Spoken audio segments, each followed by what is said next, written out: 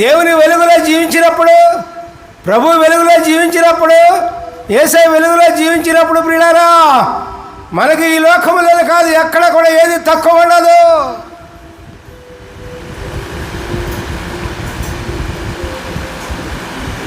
ఏది లోటు ఉండదు. సమృద్ధికరమైన జీవితం మనకు వస్తుంది ప్రియులారా. సమృద్ధికర జీవితం రావటానికి మనం ఎన్నో కష్టపడక్కర్లా. మనం చేసే పనిలో కష్టపడాలి. అది ఊరిని మేలకుండా కూర్చోకూడదు. అది గుర్తుంచుకోవాలి. కష్టపడకూడదు అంటే మేలకుండా కూర్చుంటామేమో. లేదు, మనం చేసే పని చేయాలి. దేవుడు చేసే పని దేవుడు చేస్తాడు. దీనికి ఉదాహరణ లాజరు చనిపోయినప్పుడు, మరియ మార్త సహోదరుడు లాజరు ఉన్నాడు కదండి. లాజరు చనిపోయినప్పుడు యేసుప్రభు వారు వస్తారు అక్కడికి. లాజరు సమాధి చేయబడతాడు. అంతకుముందే 4 రోజులు అయిపోతుంది సమాధి చేయబడి. అప్పుడు సమాధి దగ్గర తీసుకెళ్ళినప్పుడు మరి దేవుడు ఏమంటారు?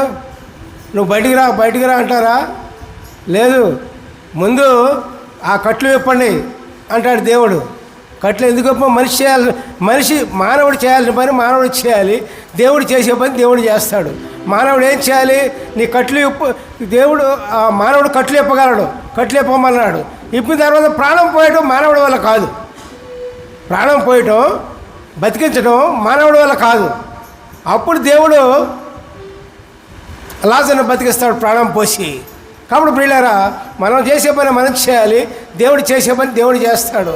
మనకు అసాధ్యమైన పని దేవునికి ఇష్టమైన పని మనకు అసాధ్యమైంది అనుకో, దేవుడు దిగుతాడు. ఇక అంతే.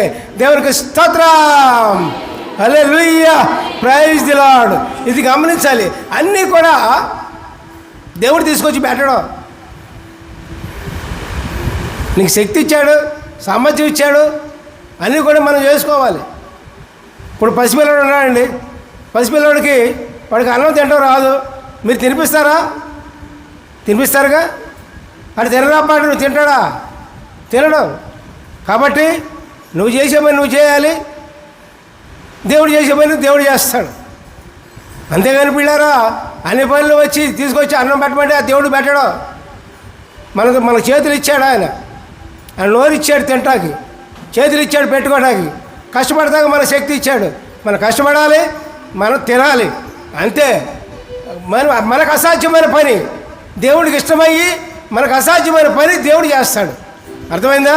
దేవునికి స్తోత్రం చేయండి. Hallelujah, praise the Lord, praise the Lord. మరి 2 కొరింథీయులు 4:7 మనం చూసినట్లయితే, అయినను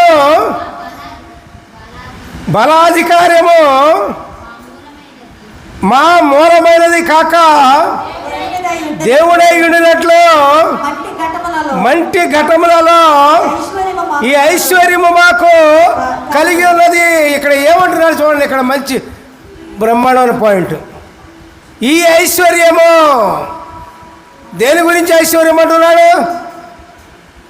గొప్ప ఆస్తులను చూసి ఆస్తిపరుడేం కాదు, గొప్ప పొలంలో ఉన్నవాడే కాదు. అయినా సరే మా ఐశ్వర్యం అంటున్నాడు. దేవుని దగ్గరకు వచ్చి దేవుడు పిలవగానే ఏది ఐశ్వర్యము? ఈ లోక ఐశ్వర్యం కాదు, ఇవాళ నుండి రేపు పోతుంది. ఈ లోక అధికారం కాదు, ఈ రోజు నుండి రేపు పోతుంది. ఏదైనా సరే ఆస్తి కానీ, అధికారం కానీ, గొప్ప పదవులు కానీ ఈ రోజు నుండి రేపు పోతాయి. ఇవి శాశ్వతమైనది కాదు. ఇది కాదు అసలైన అధికారం. పౌలు భక్తులు ఉంటుంది, ఏ అధికారం గురించి అంటే, ఏ ఐశ్వర్యం గురించి అంటే ప్రియులారా,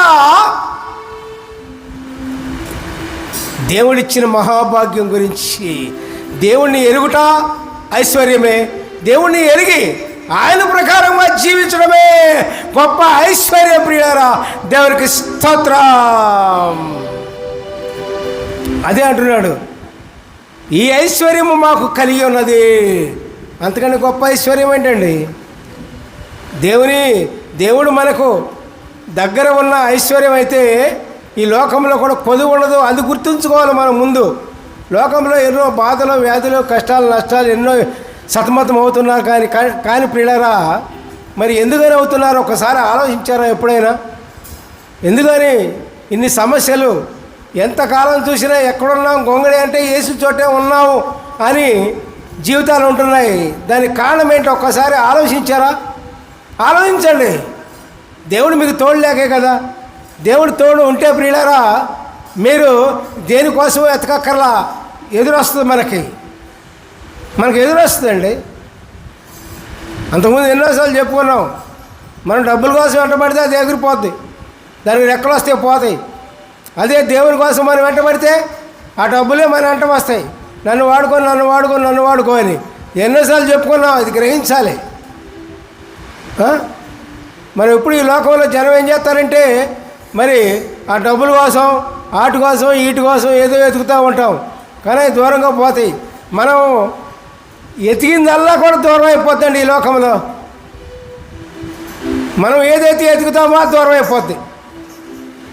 దేనికోసం మనం బుర్ర బద్దలు కొట్టుకుని దానికోసం ప్రయత్నం చేస్తావో అది పోతే ఉండదు. అది నువ్వు దేవుడి కోసం ప్రయత్నం చేయి. దేవుడు నా దగ్గర రావాలి, దేవుడు నాతో ఉండాలి అని నువ్వు ప్రయత్నం చేయి. నువ్వు వెతికినే నీ దగ్గరికి వస్తాయి. దేవునికి స్తోత్రం, హల్లెలూయా, ప్రైజ్ ది లార్డ్. అప్పుడు నువ్వు వెతకక్కర్లా. అర్థమవుతుందా? అది సంగతి.